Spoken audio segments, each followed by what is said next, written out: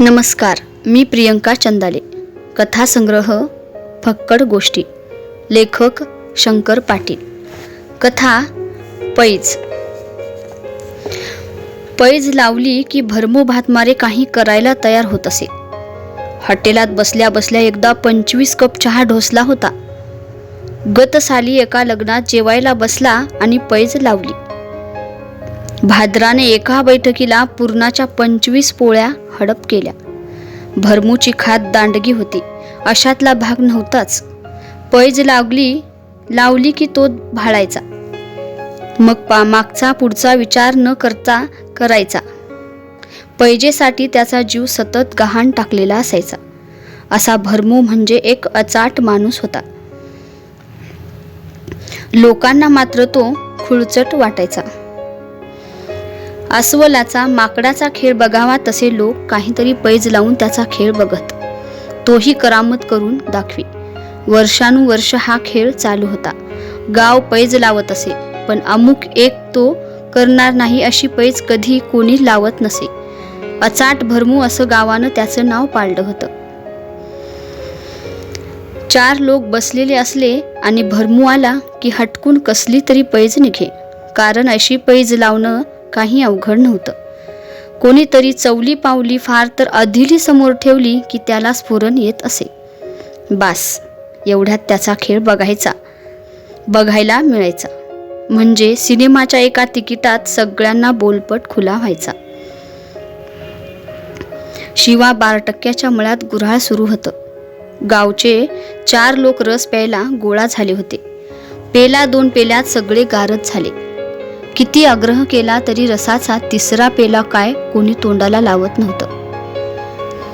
एवढ्यात एकाच्या डोक्यातनं शक्कल निघाली. महादा रसाळ खुदकन हसून म्हणाला, आईला पैज लावली तर भरमू भात माऱ्या किती रस पिल. एक जण म्हणाला, पिल की 2-4 शेर. 4 शेर असं म्हणून दुसरा एक जण बोलला, चा नाही, रस हाय ह्यो. हात वर करून महादा रसाळ म्हणाला, रसाचं काय लावलंय, 4ला 6 शेर पिल. रुपये 5 दिन 5 अशी खुद शिवा 12% पैज लावली. आणि महादा बोलला, 5 रुपये काय करायचं, फक्त एक अदिली काढून समोर ठेवा. पेतोय 6 शेर रस. मोजून शिवा म्हणाला, बोलवा त्याला. महादा रसाळ उठलाच. त्याला उठलेलं बघून पुन्हा शिवा म्हणाला, ते चा पेनं निराळं आणि रस पेनं निराळं. एका शेरात तोंडाला मिठी बसल. तुमच्या त्याच्या नाही असं म्हणून महादा बोलला, बसा आता त्याला घेऊन येतोच. त्याला बोलवायला म्हणून महादा रसाळ निघून गेला आणि मंडळी बसून राहिली. अर्धा 1 तासात महादा त्याला घेऊनच आला. महादानं त्याला चांगलं भरूनच आणलं होतं. कुठं हाय रस असं म्हणतच भरमू आला. त्याचा पवित्रा बघून शिवा गार झाला. त्यानं विचारलं, खुळ्या 6 शेर रस पितोस. तुम्ही आदिली ठेवा आणि मोजून रस आणा. ए खुळ्या अशी हाक मारून काकडे गुरुजी म्हणाले, काय नाही त्या भरीस पडतोस. तो बोलला, अहो 6 शेराची काय कथा. गुरुजींना राहवलं नाही. पुन्हा त्यांची कान उघाडणी करत ते म्हणाले, तो भरीस घालणार रसाळ 1 शहाणा आणि तू 1.5 शहाणा. एवढा रस पिऊन काय मरायचंय. मरायला काय धाड झाली. त्यानं असं उलट सवाल केल्यावर काय बोलावं हे गुरुजींना लवकर उमगलं नाही. तोंडाकडं बघत गप्पच बसून राहिले. आणि भरमूस त्यांना आरोग्य शिकवत म्हणाला, त्याचं काय हाय गुरुजी, 6ला 8 शेर रस प्यालं तरी काय बिघडणार नाही. ते कसं बाबा, त्याचं गणितच तसं हाय. कसं ते सांग की. भरमू गुरुजींना आपलं गणित समजावून सांगत म्हणाला, रसाला बाधिकार नाही. गुरुजींनी विचारलं, ते कसं. उलट त्यानं विचारलं, रस हे काय हाय. काय रस हे शास्त्रात पाचक हाय. शास्त्रात पाचक असलं पण पोटात खळबळ उडवल. भरमू इरेस पेटून म्हणाला, अहो ते काय खळबळ उडविणार. रस म्हणजे पाणी. 2-4दा लघवी झाली की पोट रिकामं. काकडे गुरुजींची मती गुंग झाली. खेळ बघायला बाकीची मंडळी हपापलीच होती. त्यातला एक जण गुरुजींनाच म्हणाला, गुरुजी तुम्ही नवीन आलाय, तुम्हाला माहिती नाही ह्याला आचाट भरमू म्हणतात. तुम्ही का मोडता घालता? बरं राहिलं असं म्हणून ते गप्प बसले आणि भरमून आवाज दिला, 12 ठेव अदिली समोर आणि आण रस. शिवानं अदिली काढून पुढं ठेवली. एक जर्मनी पातेल्यातनं मोजून रस शेर आणला. माणसं सगळी खुळ्यागत भोवतीनं बघत उभी राहिली आणि जय बल भीम अशी गर्जना करून भरमूनं पातेलं तोंडाला लावलं. माणसं सगळी डोकावून पातेल्यात बघू लागली. तोटी सोडलेल्या पिंपातलं पाणी कमी होत जावं तसा रस कमी होत खालच्या तळाकडं चालला होता. भरमू फक्त श्वास घेण्यापुरताच मध्ये थांबे. जरा पोटावरनं हात फिरवी आणि पुन्हा नव्या दमानं पातेलं तोंडाला लावी. रसानं पातेल्याचा तळ गाठला. तळ उघडा पडला आणि रस गडप झाला. डोळ्या देखत 6 शेर रस पोटात गेला आणि लोकांनी टाळ्यांचा कडकडाट केला. काकडे गुरुजी तर हबकलेच. त्यांना स्वतःला मळमळल्यासारखं वाटू लागलं. एक लवंग आपल्या तोंडात टाकून ते त्याला म्हणाले, लवंग देऊ का? न बोलता त्यानं नुसता हात पुढं केला. तशी लवंग त्याच्या हातावर ठेवून त्यांनी विचारलं, काही होतंय का? पोट तडीस लागून टम्म फुगलं होतं. नीट श्वास घेता येत नव्हता. कुणाशीही न बोलता तो जरा वेळ आडवा झाला. एकाएकी अंगाला घामही सुटला. तसे गुरुजी घाबरे झाले. मग भरमूच म्हणाला, घाबरू नका गुरुजी, 1-10 मिनिटं असं होणारच. ऊस आहे तो ऊस. गुरुजींनाही घाम फुटला होता. धोत्रानं तोंड पुसत ते त्याच्याकडे बघत राहिले. भरमू फार अस्वस्थ झाल्यासारखा दिसत होता. पडूनही त्याला बरं वाटत नव्हतं. पोटात धांदल उडाली होती. तो बेतानं उठून बसला. 1-4 किलो वजन पोटावर बांधावं तसं पोट जड झालं होतं. उठणं अवघड होत होतं. पण तसाच तो उठून उभा राहिला. गुरुजींनी विचारलं, का उठलास? पोट जड झालंय. मग गप पडून राहा की. मान हलवून तो बोलला, नाही, जरा लघवी मारून येतो. पोट रिकामं झालं म्हणजे बरं वाटेल. कशाची लघवी आणि कशाचं काय? भरमूचं पोटच उतरेना झालं. 6 शेर रस किती बाहेर जाणार? काही केल्या पोट सलाम पडेना झालं. व्यायला झालेल्या म्हशीगत त्याची अवस्था होऊन बसली. धड उठता येईना. रात्री 12 वाजले. कमीचा काटा काही दिसेना. तसे लोक घाबरले. काही कमी जास्त झालं तर खापर आपल्यावर फुटेल म्हणून म्हादा रसाळ गांगरून गेला. 5-5 मिनिटाला तो विचारत होता, काय जरा कमी आहे का? काही बोलणं सुद्धा त्याच्या जीवावर आल्यासारखं झालं होतं. भरमू न बोलता गप्प पडून होता. कसा बसा श्वास घेत होता आणि सोडत होता. रात्र जाणं कठीण दिसू लागलं. तसा पाचावर धारण बसलेला रसाळ लोकांना म्हणाला, काय तरी बघाय पाहिजे, डॉक्टरला आणावं का? लोकांनी तसा धीर सोडलाच होता. पण भरमूच म्हणाला, काय भ्याचं कारण नाही. डॉक्टर नको आणि वैद्य नको. जास्तच झालंय आणि नको कसं? खुलासा करीत तो सांगू लागला. त्याचं काय हाय, अजून रस पोटात तुंबलाय.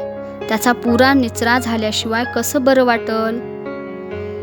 मग आता केव्हा निचरा व्हायचा तो? वट्ट 6 शेर रस हाय. 1 रात तरी जायला नको? रात्र गेली. भरमू पडूनच राहिला. रसाळानं विचारलं, अजून का सलाम वाटत नाही? अजून पुरा निचरा झाला नाही. दवाखान्याला जाऊया? कशाला? रसाळ म्हणाला, डॉक्टर काय इलाज करतोय बघू की. तो काय इलाज करणार? मसन्या काय तरी करल की. भरमूनं विचारलं, रस ह्यो काय रोग हाय? रोग कसा? मग रसावर तो काय इलाज करणार? मग काय करायचं? काही नाही, निचरा होण्याची वाट बघत पडून राहायचं. भरमू पुढं कोणाचाच काही इलाजही चालेना झाला. दैवावर हवाला ठेवून लोक गप्प बसले आणि भरमू निचरा होण्याची वाट बघत गप्प पडून राहिला. असे 4 दिवस गेले. छातीला लागलेलं पोट खाली उतरलंच नाही. लंघन करून शक्ती सगळी क्षीण झाली होती. हातापायाला जीव गेल्यागत झाला होता. लोकांना घाबरा पडला. 4 लोक गोळा झाले. विनवणी करून रसाळ म्हणाला, बाबा आता काय तरी बघाय पाहिजे. काय बघता?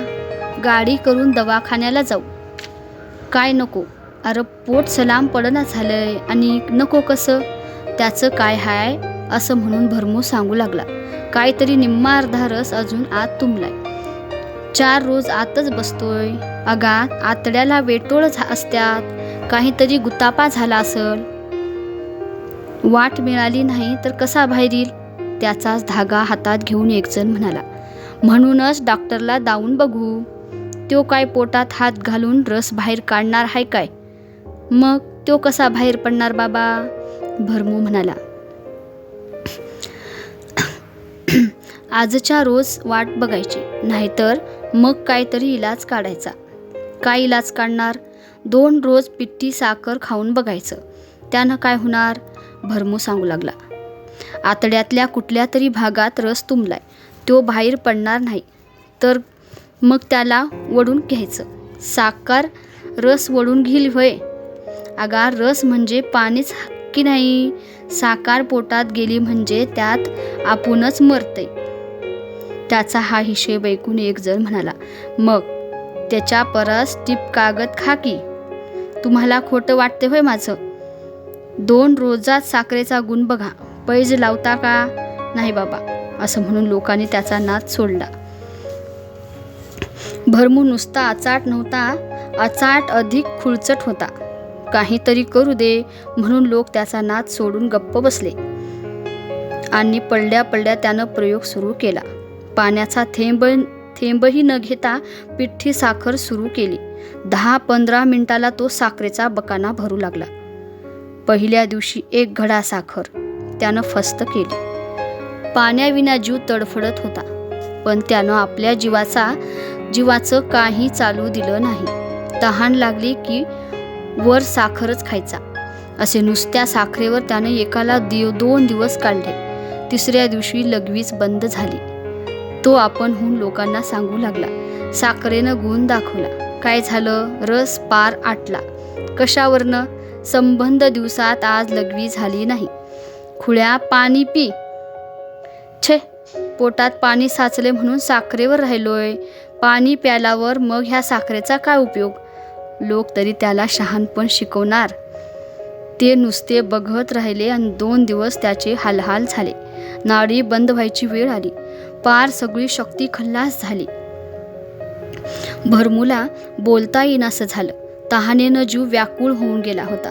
मग कुणीतरी जबरीनं त्याच्या तोंडात पाणी घातलं. कसं बसो तो शुद्धीवर आला.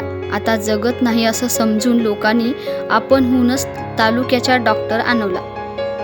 अचाट भरमूची सगळी करणी त्याला नीट समजावून सांगितली. त्यानंही पोट सगळं तपासून बघितलं, जरा विचार केला आणि झपाट्यासरशी एकाला 2 इंजेक्शन दिली. औषध दिलं आणि रोजच्या रोज कळवायला सांगून तो निघाला. भरमूनं विचारलं, खायचं काय?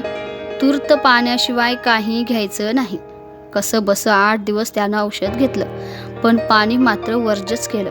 तरी 1-4 आणि गुण आला होता, पण त्याला स्वतःला मात्र काही सुधारणा दिसत नव्हती. उठता बसता येऊ लागलं आणि 8 रोजात त्यानं औषध बंद केलं. लोकांनी विचारलं, औषध का बंद केलंस तू?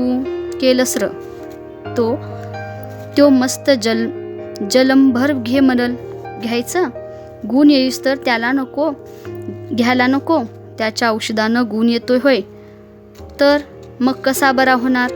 आता ताकाचा मारा करायचा. कुणी सांगितलं हे? आपल्याला कळतं नाही.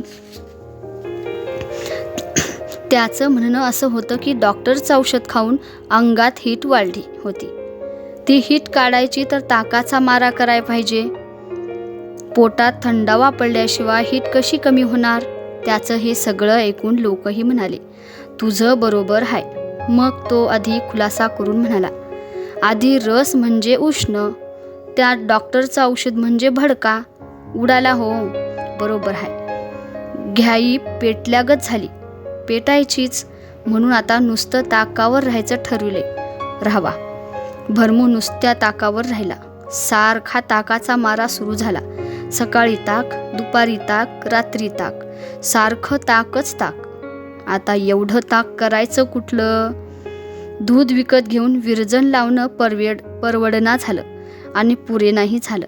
मग त्यानं लाज सोडली आणि हातात मोगा घेऊन तो दारोदार हिंडू लागला. खेड्यात ताकाला काय कमी? त्यात औषधाला कोण नाही म्हणणार? काही लोक तर आपणहून ताक त्याच्या घरी पोस्त करू लागले. सकाळी 9-10 पर्यंत सगळं ताक तो फस्त करायचा. 5-10 मिनिटं गेली की ताकाचा डोस घ्या म्हणायचा आणि लगेच परड्यात जाऊन पोट रिकामं करायचा. 4 दिवसात सगळं परडं ताकागत पांढरं शुभ्र होऊन गेलं. खुद्द त्याचाही रंग बदलला. गाजरासारखा दिसणारा गडी पालीगत पांढरा शिपीत पडला. पुन्हा शक्ती आकडत आली. हातात मोगा घेऊन बाहेर पडायचं होईना झालं. लोकांनी तर त्याची आशाच सोडली. यातनं उठायचं काही चिन्ह दिसेना झालं. बरं, त्याला कोणी काही सांगायची सोय नव्हती. औषधाचं तर नाव काढू देत नव्हता आणि एक दिवस त्यानं ताकही बंद केलं. रोज ताकाला येणारा भरमू एकाएकी यायचाच बंद झाला. लोकांनी घरी पाठवून दिलेलं ताकही परत माघारी गेलं. लगेच दुपारी सगळीकडे कुणकुण पसरली. संध्याकाळी 4 लोक गोळा झाले. भरमू म्हणाला, आता बरा होणार. लोक तोंडाकडे बघत राहिले आणि तोच सांगू लागला, खरं औषध आज सापडले. कोणचं? काट्यानं काटा काढाय नको. म्हणजे आता आजपासनं ताक सोडलं आणि रस धरला. कसला? उसाचा. काय बोलावं हेच कुणाला कळेना झालं आणि आचाट भरमू त्यांना समजावून सांगू लागला. पडसं आलं तर पावसात भिजत्यात का नाही, तसं वर्मावर वर्म करावं लागतं. काट्याशिवाय काटा निघत नसतो. एक जण निराश होऊन म्हणाला, अशानं हे मरणार. छातीला हात लावून भरमू म्हणाला, पैज लावा, मी मरत नाही बघा. आणि चुटकी वाजून महादा रसाळ बोलला, खरंच पैज लावा. पैज लावली तरच हे जगल. खुद्द काकडे गुरुजी म्हणाले, भरमू, मी आदिली समोर ठेवून पैज लावतो बघ. पडून राहिलेला भरमू ताडकन उठून बसला आणि म्हणाला, ठेवा आदिली समोर. निम्म दुखणं म्हटलं बघा माझं. निम्म दुखणं हटलं बघा माझं. धन्यवाद.